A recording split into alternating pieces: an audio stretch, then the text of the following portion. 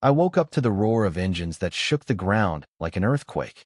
10 massive bulldozers encircled my family's 47-acre farm in rural Tennessee, their blades glinting under the morning sun, blocking every exit like a siege from hell. Through a megaphone, Victoria Harrington, the iron-fisted president of the Whispering Pines Estates HOA, blared her announcement. This property is under emergency quarantine for severe health violations. All residents and animals must evacuate immediately. My free-range chickens scattered in terror, the heritage horses stampeded in their paddock, and my 12-year-old daughter, Emily, pressed her face against the window, eyes wide with fear. Little did Victoria know, I'd just been handed the power to turn her world upside down. I'd been appointed interim land use commissioner for the county, a forgotten application that had finally paid off. But how did we get here? Let me take you back. It all started when I inherited this heritage farm from my grandfather. We'd always grown organic vegetables, raised those chickens, and bred rare horses that traced back generations. After my messy divorce, I moved here to rebuild my life, raising Emily amid the rolling fields while juggling crushing debt and mounting medical bills from her asthma treatments. Things were tough, but the farm was our sanctuary. Then came the county's rezoning fiasco, shoving part of our land under the jurisdiction of Whispering Pines, a sprawling suburban enclave full of cookie-cutter mansions.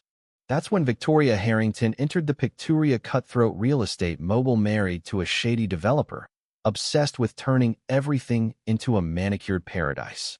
She saw our rustic barn and antique tractor as eyesores, threats to her vision of upscale perfection. The first violation notice hit like a slap. Complaints about the tractor and our weathered barn roof, labeled architectural terrorism, that could tank property values. Daily fines loomed if we didn't comply. I tried diplomacy, showing up at her office with fresh eggs and a plea for understanding, but she dismissed me as some backwoods bumpkin who didn't grasp civilized living. My neighbor Margaret, a sharp-eyed retiree, pulled me aside one evening. "Watch out for Victoria," she whispered. "She's got hooks in City Hall, and this ain't just about aesthetics, it's a land grab. Her husband's eyeing your acres for luxury homes." Tensions boiled over when Victoria filed a formal complaint with county code enforcement. An inspector, her own brother-in-law, showed up unannounced during Emily's birthday party, poking around while kids played. He cited vague hazards, demanding we shut down operations. I fired back with our grandfather's old permits, proving everything was legit, and slapped a counter-complaint on Victoria's unpermitted pool deck at her mansion. That lit the fuse. She called an emergency HOA meeting at her lavish home, rigged from the start. With a smug grin, she proposed a $50,000 special assessment on our farm for community improvements. But I spotted the floss: no quorum, no proper notice. I stood up, exposing the procedural mess and demanding a financial audit. Turns out, HOA funds were funneling straight to her husband's construction firm. The room erupted in chaos. Whispers turned to shouts as neighbors realized they'd been fleeced. Gossip spread like wildfire through the subdivision. Victoria didn't back down. She ramped up the harassment. Hired security goons, owned by her husband's business partner, patrolled our edges, scaring off customers and blocking deliveries with bogus trespass warnings. I installed cameras everywhere, capturing every dirty trick, and brought in agricultural law expert Sofia Ramirez to build our case. We fought back by hosting farm events, hayrides, petting zoos that drew locals, and built a groundswell of support. A local newspaper ran a story, and viral videos of the patrols harassing families went online, painting Victoria as a suburban tyrant. Digging deeper with Margaret's help, we uncovered the rot. Land records showed her husband snapping up surrounding properties through shell companies, plotting a massive luxury subdivision projected to rake in $12 million. Leaked emails tied in a corrupt county commissioner, revealing a pattern, targeting family farms with trumped-up violations, jacked-up taxes, and endless investigations to force sales.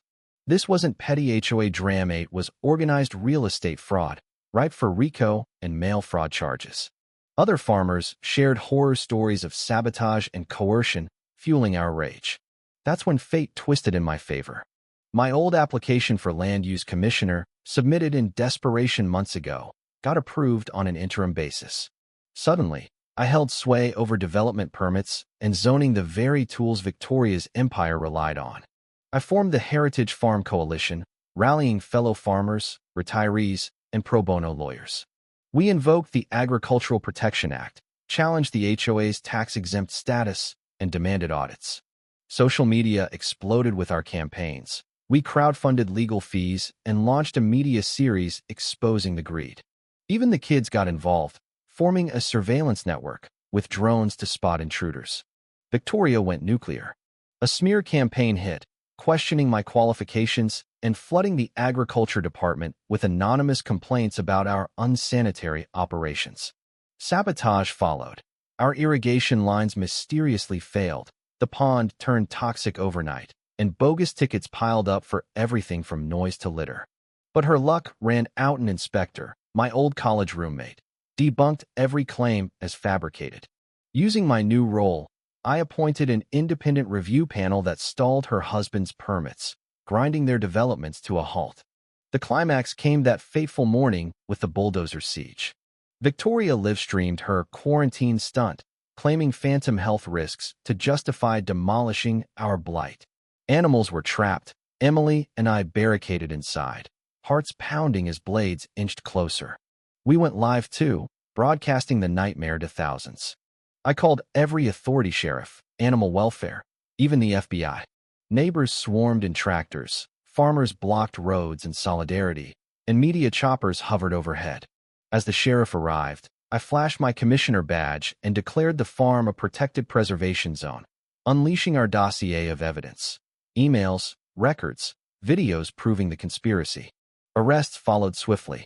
Victoria for animal cruelty and false imprisonment. Her husband and the commissioner for fraud and racketeering. The bulldozers retreated in defeat, her empire crumbling, licenses revoked, board members resigning in shame. The community erupted in celebration. Our story went viral, sparking debates over HOA overreach and rural land rights. 6 months later, Victoria pled guilty, her fines funding a preservation trust. Her husband's company bankrupt, the HOA dissolved, replaced by a neighborly co-op. Our farm flourished. We built an education center, offered scholarships for rural kids, formed a cooperative market, and hosted an annual festival. 17 other farms were saved through our nonprofit, setting legal precedents that reformed HOA laws statewide and bolstered rural communities against urban sprawl. Looking back, the key was relentless documentation, forging unbreakable alliances, and arming ourselves with legal know-how, proving that preparation trumps raw power every time. Preserving our heritage wasn't just about the land. It was a stand against greed devouring America's heartland. What's your HOA horror story? Share below, and stay tuned for more tales of fighting back.